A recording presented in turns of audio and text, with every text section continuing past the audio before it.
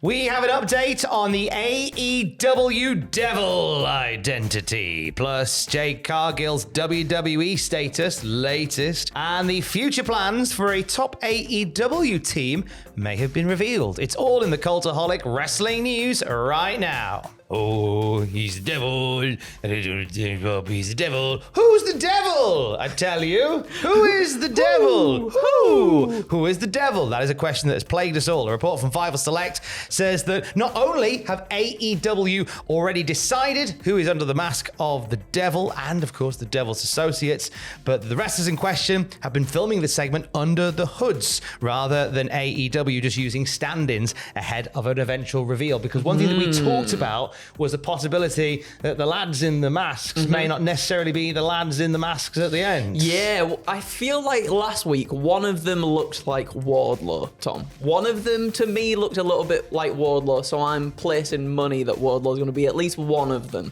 Oh, I have an intriguing thought. And also there was a conversation about Roderick Strong being one of them, because one of the turtlenecks had a bit of bloating, where one would maybe have a neck brace. Fightful's report also says that a tight lid has been kept on the identities of the Devil and Co. Several in AEW already fully clued into what is happening. All manner of names have been suggested. Adam Cole, as we say, Roderick Strong, Wardlow, The Kingdom, CM Punk, Britt Baker, even potentially a new signing. But the big thing that we have taken from Fightful's report is that whoever is under the hood, behind the mask, they're there now. This isn't a stand-in. Yes, I'm really excited for this, and I hope it goes in AEW's favor at the same time as well, because when you get something like this, a lot of us, myself included, we sort of hype ourselves up as to who this could potentially be,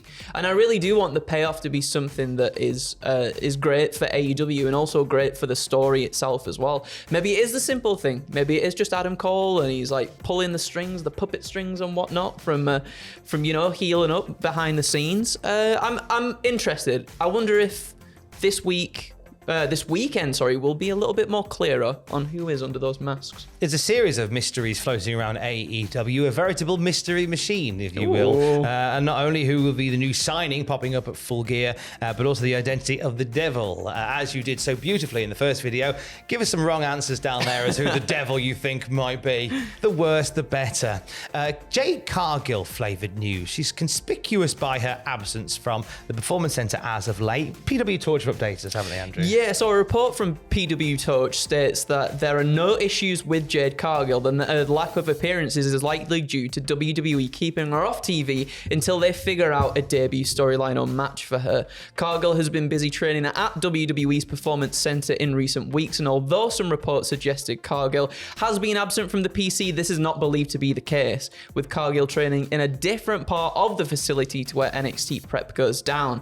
As the main rings are used by NXT talent ahead of broadcast, Cargill has been training elsewhere. I like the idea that there's maybe a wardrobe that you pull out a copy of How to Wrestle WWE's Way halfway, and the wardrobe opens. Whoa. And it's welcome Jade Cargill. Oh my! Do you know what? I could imagine something specifically like that for her. Absolutely. I kind of got the vibe though, Andrew. Yeah. That they already had an idea. What with sort of rushing her onto TV and announcing her arrival the way that they did, I kind of got the vibe that maybe they had something already cooking, but it seems weird to have done all that and then have none. Well, maybe that was to capitalize on the fact that she had just signed with WWE and come from AEW, where she'd just been sort of like a long-reigning champion as it is. So maybe, get the buzz going like, oh, WWE, she's over here in WWE land, we're really sort of hot on her. We really want to sort of, capitalize on this sort of popularity and the look and everything that she's got at the moment. It does seem like things have tempered off a little bit now, but I guess maybe when she is introduced, because things have sort of like petered out a little bit in terms of us not really talking as much about it necessarily. When she does finally get it, boom. Oh my goodness gracious me. I'm excited. A boom, etc.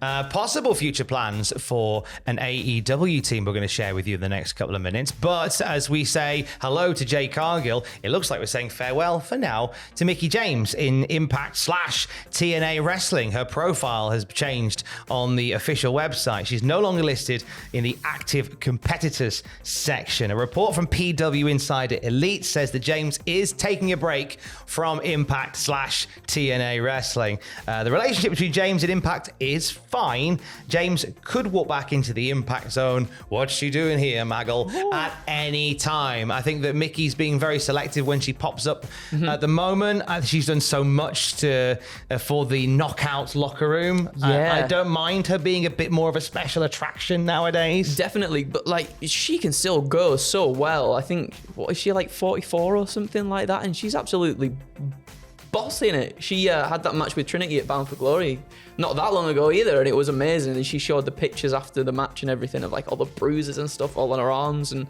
she's so good. And maybe keeping her to like a special attraction kind of thing would be nice going forward. Do you feel like she's going to be a big part of the TNA rebrand to begin with, at least? Anyway, maybe. I think we have a pop up at Hard to Kill. Yeah, I think Hard to Kill is very much going to be a statement by TNA Wrestling. I think it's going to be a shop front for what is to come. And I think that Mickie James is a really important part of that, in my opinion. I think she still has a lot to offer, and I still think, as you say, she could go with the flipping best of them. More of that would be lovely. Thank you. A TBS title match has been added to Saturday's Full Gear lineup. Who's Statlander got on Saturday, Andrew? Ooh, well, on Dynamite, Sky Blue and Red Velvet clashed in a singles competition, with the winner receiving a shot at the TBS Championship. Now, Sky Blue prevailed and has been added to the Chris Statlander versus Julia Hart match at Full Gear, making the match a three-way, and I'm very excited about this one.